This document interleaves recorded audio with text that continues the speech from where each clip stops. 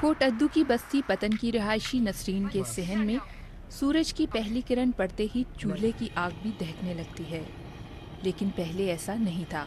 वल उतना लकड़ी कटेंदे से जंगल चो बस उतो काट के वल सेरते आने दे से गंदड़ी बदेंदे से उतो आन के वल सकू घंटा अद्धा वत आमण दे लगदा हा वो चंगा अच्छा लगदे अपनी रोटी जल्दी पक वेंदी है चंगी अच्छी ते ये सकू चंगी अच्छी चीज मिल गई। नसरीन और उसकी बस्ती के कई घरों में ऐसे प्लांट लगाए गए हैं जिनमें जानवरों के गोबर से गैस बनाई जा रही है। देखने में ये बायोगैस प्लांट एक सादा सा यूनिट है, लेकिन इस पर तकरीबन 70 से 80 हज़ार रुपए लागत आती है और इमदादी इदारों की माली और तकनीकी मावनत के बगैर सैलाब से मुतासरा आबादियों के लिए ये प्लांट लगाना मुमकिन नहीं।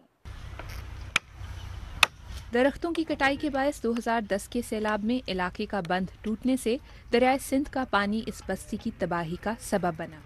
गोबर वगैरह के औरतें जो है ना वो घरों में उपले बना के चूल्हों में जलाती हैं, तो एक तो बहुत ज़्यादा एनवायरमेंटल पोल्यूशन भी है, फिर लकड़ी भी वो काटते हैं जलाते हैं, रोज़ाना की उनकी मतलब 3 से 5 किलो लकड़ी की कंजम्पशन है चूल्हों में।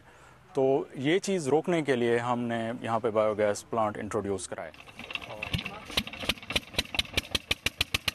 बायोगैस प्लांट से इलाके में ट्यूबवेल्स भी चलाए जा रहे हैं। मकामी काश्तकार मोहम्मद सलीम कहते हैं कि सिर्फ डीजल की मद में उन्हें प्लांट से 65,000 माहाना की बचत हो जाती है और खाद भी मुफ्त में मिल जाती है। जो आउटलेट से बाहर चीज़ निकलती है उसको सिर्री कहते हैं। जो सिर्री है ये जो है ना हमारी बायो फर्टिलाइज़र है, ये हमारी ज़मीनों को जो है ना बहुत अच्छे अंदाज में इसकी ज़रखेज़ी में इजाफा करती है। बायोगैस प्लांट्स महदूद होने के बायस अभी भी बस्ती पतन में बहुत से लोग मजबूरन लकड़ियां ही जला रहे हैं, लेकिन नसरीन की ज़िंदगी में तो बायोगैस की वजह से बहुत आसानी पैदा हो गई है। शुमाइला जाफरी, BBC, बस्ती पतन, कोट अद्दू।